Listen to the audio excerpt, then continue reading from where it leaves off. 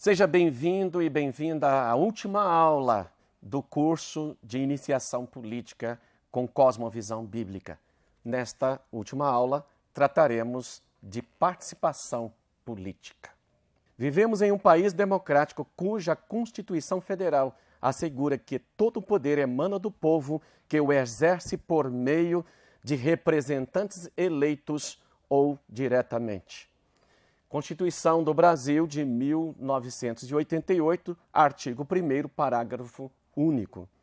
Enquanto cidadãos e cidadãs brasileiros, nós temos o poder de decidir quem nos governará por meio do voto e de participar diretamente do processo de políticas públicas a partir de conselhos, conferências, audiências públicas, organizações da sociedade civil, entre outras formas de participação.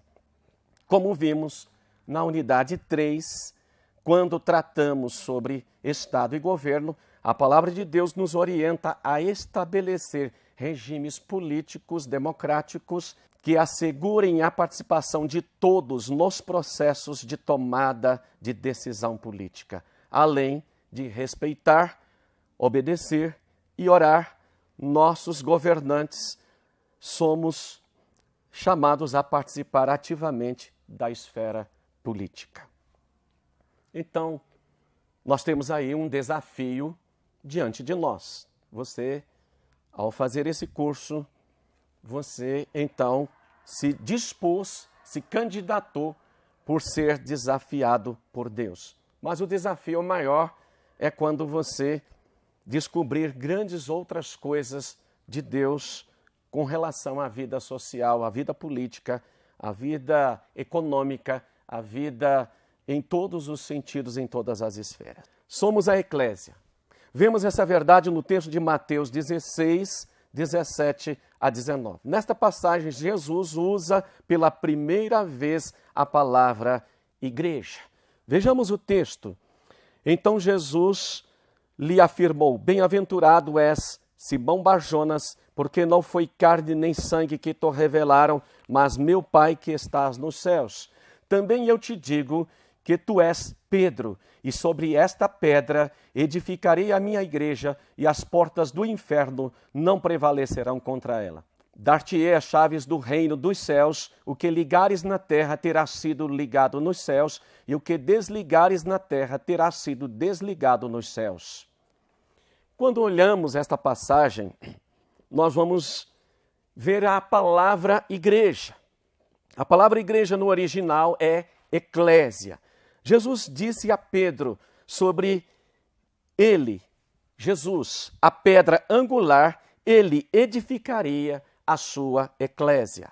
A eclésia era a assembleia política das cidades-estado romanas e gregas. Ela era composta por todos os cidadãos que servia para tomar as decisões sobre todo e qualquer assunto público, políticos, econômicos, sociais, culturais e outros. Ela corresponde à Câmara dos Vereadores, à Assembleia Legislativa dos Estados, à Câmara dos Deputados nos dias de hoje. O termo eclésia significa chamar para fora.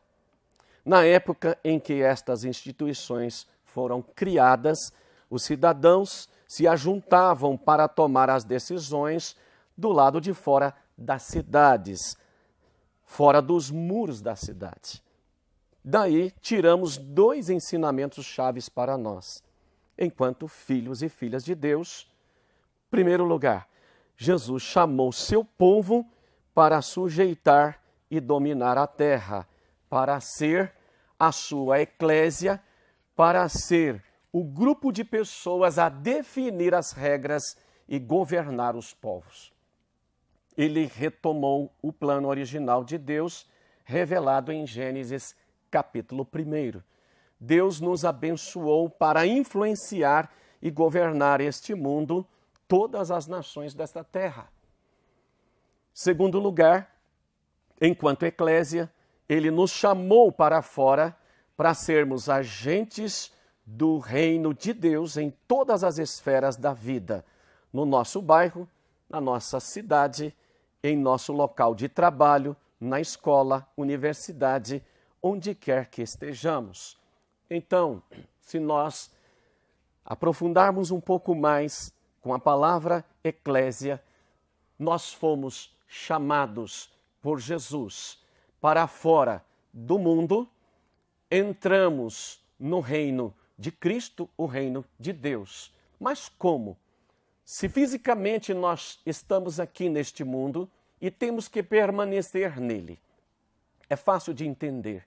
Esse chamado para fora é para fora da metafísica do mundo, do pensamento, da mentalidade do mundo, da moral, da ética, da estética. E, no reino de Deus, aprender todas estas coisas e então nós estaremos prontos para obedecer o que o Senhor nos ordenou. Exemplos de homens e mulheres de Deus que cumpriram o seu chamado enquanto eclésia. Aqui nós temos uma riqueza imensa. A Bíblia traz diversos exemplos de homens e mulheres de Deus que se envolveram com a política e influenciaram positivamente os governos existentes. Vejamos alguns desses exemplos. Primeiro, José. Em Gênesis, capítulo 37 até o capítulo 48, nós lemos uma história lindíssima, profunda, uma história que só Deus pode realizar através do homem. Mas vamos ver um pouquinho dessa história resumidamente. José influenciou grandemente as decisões tomadas por Faraó, rei do Egito. Certa vez, José aconselhou o rei a ajuntar toda a comida produzida durante 7 anos de fartura que a terra do Egito viveria, conforme o sonho dado por Deus a Faraó. Estou falando resumidamente porque eu tenho certeza que você conhece a história. E então José aconselhou o Faraó a guardar esta comida para servir como mantimento nos 7 anos de fome que se seguiriam depois dos anos de fartura. Faraó seguiu o conselho de José e a terra do Egito não só teve mantimento para os 7 anos de fome, como abasteceram outras nações que não possuíam essa reserva. Você vai ver isso exatamente em Gênesis capítulo 41. O que me impressiona nesse capítulo 41 é que, ao momento que José traz o conselho ao Faraó, e o próprio Faraó diz que o Espírito de Deus estava sobre José e que não encontraria em toda a terra do Egito homem tão ajuizado e sábio como José. Então, ele estabelece José como governador de toda a terra, dá José autoridade sobre toda a terra. E o versículo 44 do capítulo 41 diz que sobre toda a terra do Egito, nenhum egípcio levantará o pé ou mão sem a autorização de José. Você percebe quanto Deus colocou de autoridade na vida deste homem chamado José. Outro exemplo que nós podemos ver na palavra é Daniel e os seus amigos. Nós olhamos para o livro de Daniel, no capítulo 4, versículo 27, versículo 36, enfim. O capítulo ele traz uma história muito linda também a respeito de Daniel e seus amigos. Vejamos um pouco dessa história resumidamente. Daniel exerceu grande influência sobre o governador. Daniel exerceu grande influência sobre o governo de Nabucodonosor na Babilônia. Ele aconselhou o rei a pôr fim aos seus pecados praticando a justiça e as suas iniquidades, usando de misericórdia para com os pobres.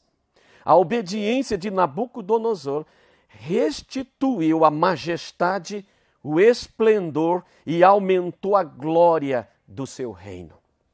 Que extraordinário!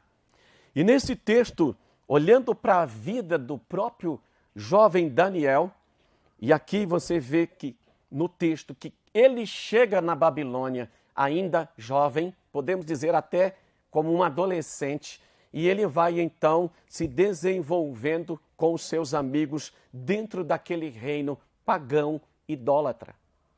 E você vê o texto ao momento em que o próprio rei Nabucodonosor reconhece que o espírito dos deuses, do Deus dos deuses, estava sobre Daniel. E o mesmo capítulo diz que Daniel era 10 vezes mais douto do que os sábios da Babilônia. Então, você percebe por que Deus usou Daniel de uma forma tão intensa e tão gloriosa. Vamos ver outro exemplo. A rainha Esther, no livro de Esther. Você pode contemplar os capítulos 7 a 9. A rainha Esther também participou e influenciou o reinado de seu esposo, o rei Assuero. Esther intercedeu junto a Assuero para que o povo de Israel não fosse destruído e aniquilado por seus inimigos. E o rei ouviu o clamor da sua esposa. Mas veja bem, se você ler o texto, você vai perceber que não era tão simples só pelo fato dela ser esposa, porque até mesmo para comparecer na presença do rei, ela tinha que ter autorização do rei. Não pelo fato de ser esposa, ela teria essa autorização facilmente. Mas ela foi uma mulher que buscou de Deus, teve uma visão de Deus, um entendimento, e ela então perseguiu este entendimento, arriscou a sua própria vida, mas ela intercedeu pelo povo de Deus. Pela atuação política, então, de Esther, o povo de Israel gozou de alegria e paz nos anos seguintes. Que história também linda e maravilhosa. Mas vamos ver outra história. Moisés e Neemias. Moisés e Neemias foram usados por Deus para alertar, conscientizar e orientar os governantes a agir. Moisés demandou a Faraó que libertasse o povo de Israel e que o deixasse ir, em Êxodo 8:1. Por sua vez, Neemias, autorizado pelo rei Artaxerxes da Pérsia, o qual dominava sobre o povo de Israel, liberou o povo na reconstrução dos muros de Jerusalém. Neemias, capítulo 1 até o capítulo 13. A atuação de Moisés libertou o povo de Israel da escravidão e a de Neemias restaurou a segurança e a atividade política e comercial de Jerusalém. Jerusalém, nesta época, estava completamente tomada pelo desleixo, pelo descaso, abandonada, podemos dizer assim. Ela fora antes destruída por causa da opressão, da repressão do próprio exército da Babilônia e que leva todo o povo para um cativeiro, o que a Bíblia fala de cativeiro da Babilônia. Podemos olhar também as Escrituras e ver formas de exercer o nosso papel de eclésia de Deus. Número 1, pelo voto consciente. A palavra de Deus nos adverte: quando os justos governam, o povo se alegra, mas quando o ímpio domina, o povo geme. Provérbios 29:2. Além disso, em 2 Samuel, capítulo 23, versículos 3 e 4, está escrito que aquele que domina com justiça sobre os homens, que domina no temor de Deus, é como a luz da manhã quando sai o sol, como manhã sem nuvens, cujo esplendor depois da chuva faz brotar da terra a erva. Diversos são os exemplos de governos tirânicos e opressores que governaram sobre a nação de Israel. Em Êxodo 3, de 9 a 10, Juízes 14, 4, 2 Reis 25, de 1 a 25, entre outros episódios relatados na Bíblia, os reis dominaram cruelmente sobre o povo, levando-os cativos e escravizando-os por muitos anos. Outro texto importante para nós: mais do que feliz é a nação cujo Deus é o Senhor, e o povo ao qual ele escolheu para a sua herança. Salmos 33, verso 12. Formas de exercer nosso papel de eclésia. Ponto 2. Pela implantação dos princípios e valores do reino de Deus na área de sua atuação profissional.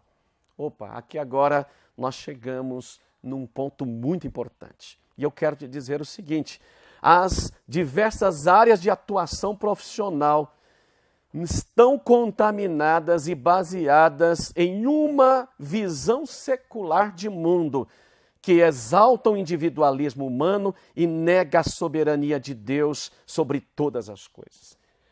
Aí nós podemos notar que está faltando uma participação, não somente presença, mas uma participação política ativa, ações da igreja dentro da sociedade. Nós não podemos entender que o papel da igreja, o papel da eclésia é apenas salvar vidas. Nós temos que entender que o papel da eclésia é, além de salvar vidas, mas também de contribuir com o plano de Deus de restauração de todas as coisas. Isso significa que temos que nos engajar na sociedade, na participação política, na participação social como um todo. Temos visto também as consequências disso atualmente no Brasil. Podemos olhar, cada vez mais são apresentadas propostas de leis que ferem diretamente os princípios e valores cristãos que ainda existem na nossa sociedade. Projetos que buscam legalizar ou descriminalizar as drogas e o aborto, que buscam desconstruir a concepção de família, que atacam diretamente a autoridade dos pais na educação dos filhos, entre outras coisas. Isto não pode ser assim. Mas esta não é a realidade inédita do Brasil. Se nós olharmos para os Estados Unidos, por exemplo, os Estados Unidos, eles experimentaram essas desconstruções a partir da década de 1970, desde a decisão da Suprema Corte dos Estados Unidos a favor do aborto em 1973. Os juízes federais têm alterado regulamentos estaduais que afetam diretamente os sistemas de princípios e valores cristãos do país. Mas onde estão os cristãos para a luta contra essas alterações, para argumentar contra essas decisões? Aonde estão? Estão contaminados pelas crenças seculares deste mundo, infelizmente. Por isso, Paulo escreveu à igreja romana: portanto, irmãos, rogo-lhes pelas misericórdias de Deus que se ofereçam em sacrifício vivo, santo e agradável a Deus. Este é o culto racional de vocês. Não se amoldem ao padrão deste mundo, mas transformem-se pela renovação da sua mente, para que sejam capazes de experimentar e comprovar a boa, agradável e perfeita vontade de Deus. Romanos 12, 1 e 2. O cumprimento pleno do propósito de Deus para as nossas vidas nesta terra requer uma mente transformada, moldada pela palavra de Deus. Então, todo o povo de Deus precisa entender isso. Eu sempre costumo dizer, não somente os novos convertidos, mas também os velhos convertidos precisam passar por essa grande transformação. E o texto, na realidade, o verbo do texto é imperativo, né? Transformem-se. Outra versão diz, transformai-vos. Ou seja, é uma tarefa sua, é uma tarefa nossa, da igreja, para que sejam capazes Olha que coisa tremenda isso, para que sejam capazes. Então, capazes de quê? Capazes de argumentar contra essas decisões. Capazes de que forma? Não só pela Bíblia, mas também pela própria consciência, a sã consciência de que as coisas precisam ser como elas foram ordenadas por Deus. Porque a Bíblia é como manual e ela nos dá todo um padrão de vida para sermos bem-sucedidos e alcançarmos o propósito de Deus para o qual nós nascemos aqui nessa terra. Então, não podemos ser médicos, dentistas, professores, engenheiros, arquitetos, advogados que exerçam a sua profissão segundo o que nos é ensinado nas faculdades, sem confrontar com a palavra de Deus e entendermos como Deus nos orienta a desempenhar a nossa profissão. Se não fizermos isto, reproduzimos a mente do mundo, ao invés de sermos agentes do reino de Deus para transformar, somos agentes do império das trevas. Daí Deus dizer, Oséias 4:6, o meu povo está sendo destruído porque lhe falta o conhecimento, porque tu, sacerdote, rejeitaste o conhecimento, também eu te rejeitarei, para que não sejas sacerdote diante de mim. Visto que te esqueceste da lei do teu Deus, eu também me esquecerei dos teus filhos. Veja bem como o texto é tão claro para nós. Deus te chama, meu querido aluno, Deus te chama a ser um agente de transformação na sua área de atuação profissional. A palavra de Deus ensina sobre todas as coisas, inclusive sobre a sua profissão. Conheça-a, exerça a sua profissão segundo os ensinamentos da palavra de Deus.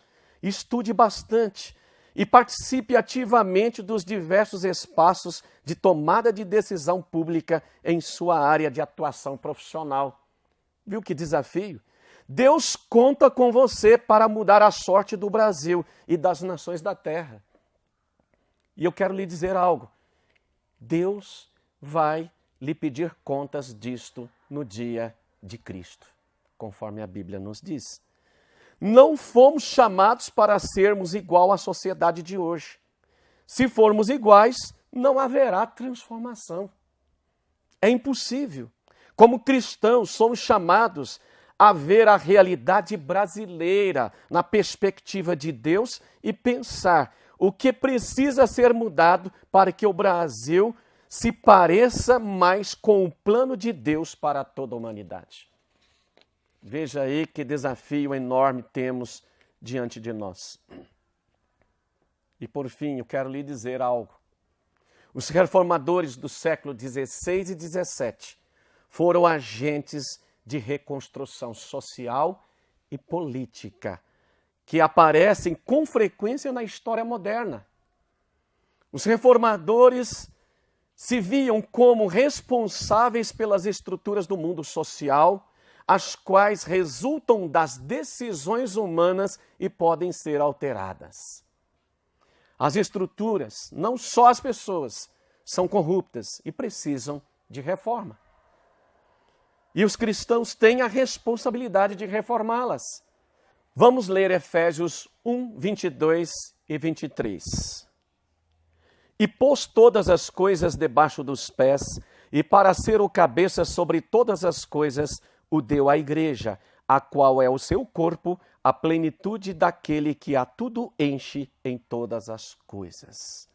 Por que Deus colocaria as coisas sob os pés de Jesus e o designaria cabeça sobre tudo para a igreja? Deus fez isso para a igreja porque ele escolheu a igreja para ser o instrumento através do qual ele realizará seu propósito. Não posso imaginar maior propósito ou privilégio do que ter uma tarefa central no propósito eterno do nosso Criador para a restauração de todas as coisas. E você? Você pode ter algo maior do que isso? Um privilégio maior do que esse? Quais são as implicações para a igreja quando Cristo encher todas as coisas em toda e qualquer circunstância? Seu corpo, a sua igreja, deve fazer o mesmo. Cristo enche cada aspecto da vida social. Então, criativamente, a igreja deve infiltrar em cada aspecto da sociedade veja bem, com a agenda de Deus para sarar o que está ferido. Devemos penetrar a vida social e política como corpo de Cristo e demonstrar o propósito e a habilidade de Deus para restaurar todas as coisas com Ele mesmo. Eu faço então uma pergunta para você. Quando você ainda estudar mais profundamente as questões de política, de Estado, de governo, sobre todos os temas que nós falamos aqui durante as aulas, o que você vai fazer? Eu quero desafiar você a se deixar, a se entregar. Entregue o seu tudo a Cristo. Os que são filhos de Deus são guiados pelo Espírito de Deus. Estes entregam tudo a Cristo. Deus não quer, na realidade, um pouco do seu dinheiro, um pouco do seu tempo, um pouco das suas coisas. Aliás, Deus não quer as suas coisas. Deus quer você. Deus espera você para uma participação ativa na sociedade em que você vive, na sociedade brasileira. Que você seja, então, esse agente de transformação e que Deus te abençoe e seja você, homem, mulher de Deus, ousados para a transformação do Brasil. Que Deus abençoe o nosso Brasil.